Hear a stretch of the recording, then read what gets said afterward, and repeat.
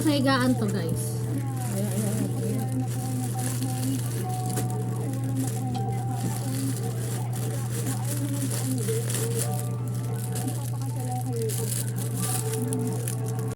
Yung pang bed para hindi siya maging ano, yung parang gusot-gusot.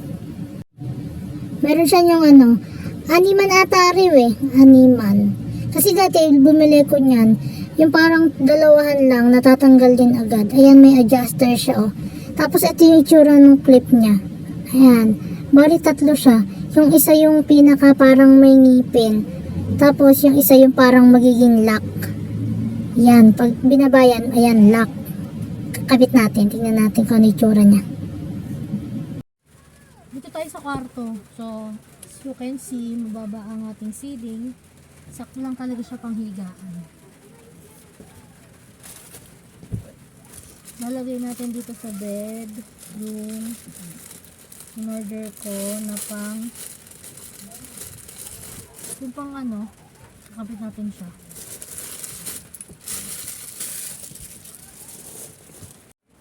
Dahil ang ating higaan ay konting galaw, ayan o, hatak agad. Nakakainis yung ganyan o. Tapos ito, natatanggal siya kapag may nakahiga. Tanggal.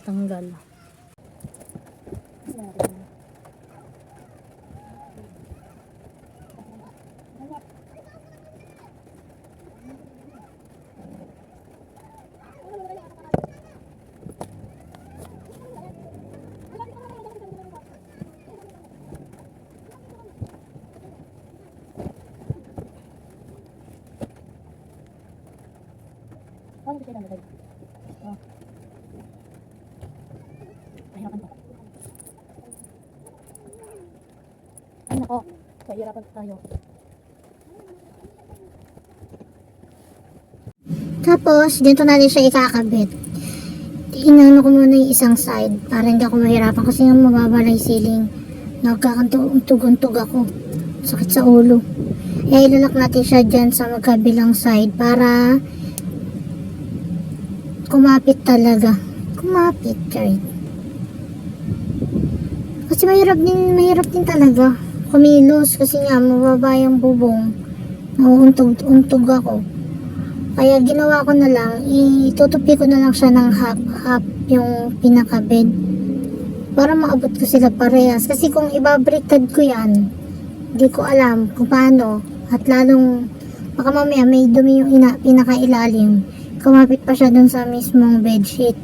Pero kaya kakapalit ko lang naman ng bedsheet na yan. Inaantay ko nga talaga yan eh. Sobrang tagal dumating. Kaya yung bedsheet, pinalitan ko na muna.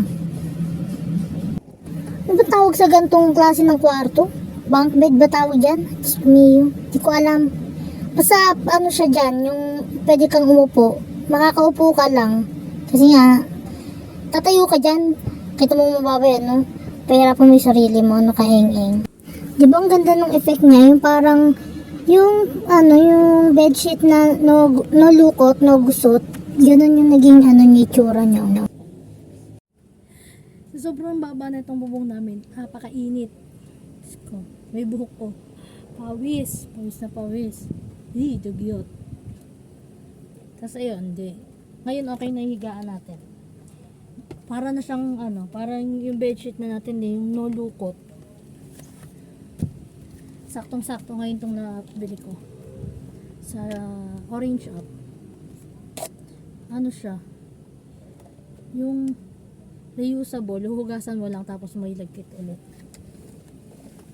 Para makuha niya yung mga dumi. Mga excess na dumi na hindi sumama sa may sa pagpagpag kanina.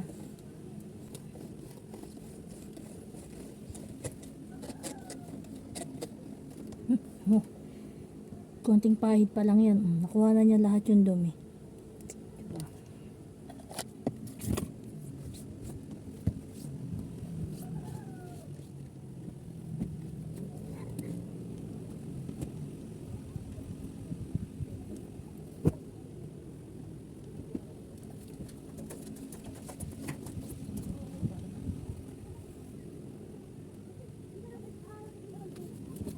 Okay na. Hirap na kayo.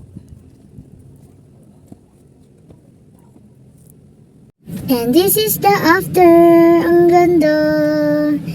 Bye-bye. See you next video. Thank you. Thank you so much.